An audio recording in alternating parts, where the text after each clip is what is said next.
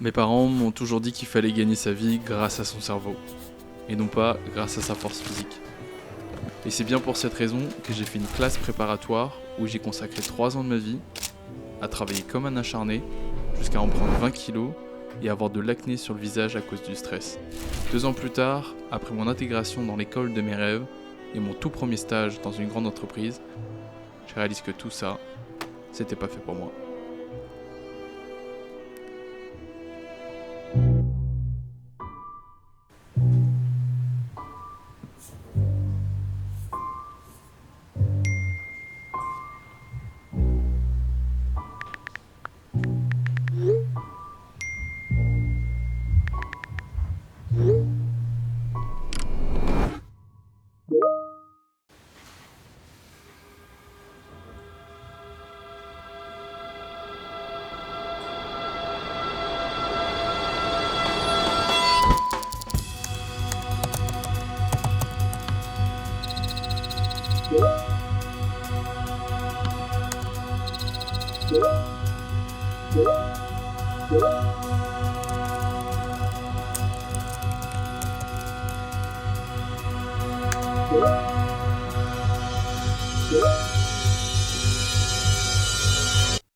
Et c'est comme ça qu'un contrat de stagiaire de 35 heures se transforme en semaine de 50 heures. En fait, tu rentres chez toi à 20h exténué, tu dois encore faire à manger, aller faire du sport, et puis juste après, faut aller dormir.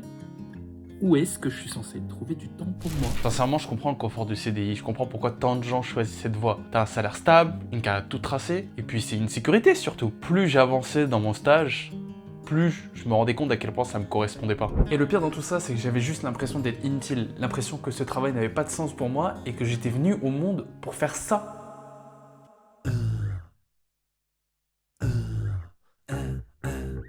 Mon truc à moi, ça a toujours été de divertir les gens.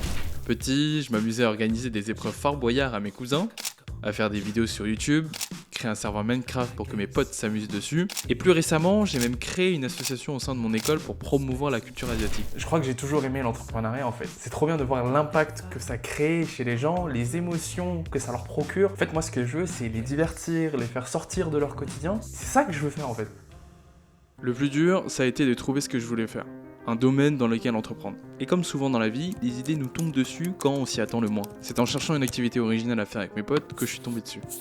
J'ai soumis cette activité sans savoir que ça impactera à tout jamais ce que je veux faire de ma vie. En enchaînant les escape games, je suis tombé sur une expérience immersive qui m'a tellement marqué, à tel point que tous les autres que je faisais après étaient fades. Et j'exagère même pas. En fait, j'étais tellement admiratif du travail qui avait été fourni. Dites-vous, ils ont une bande son originale. Mais quel escape game a une bande son originale, s'il vous plaît? Et en plus, qui a été enregistrée avec un orchestre. Naturellement, je m'étais abonné à leur réseau. À ce moment-là, j'étais en première année d'école de commerce, je cherchais un stage de L3. Et c'est là que les astres se sont alignés. J'ai postulé direct, et j'ai été pris.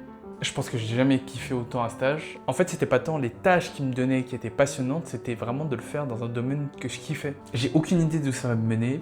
Peut-être que je vais me planter, peut-être que dans 5 ans, je vais revenir chercher ce CDI. Mais aujourd'hui, j'ai envie d'essayer. Et je vais tout documenter sur ma chaîne YouTube. Pendant longtemps, j'ai cru que réussir ma vie, c'était décrocher le meilleur CDI. Aujourd'hui, je crois surtout que j'ai envie de construire quelque chose qui me rend fier. Alors, papa, maman, je suis désolé, mais je crois que je signerai pas ce CDI.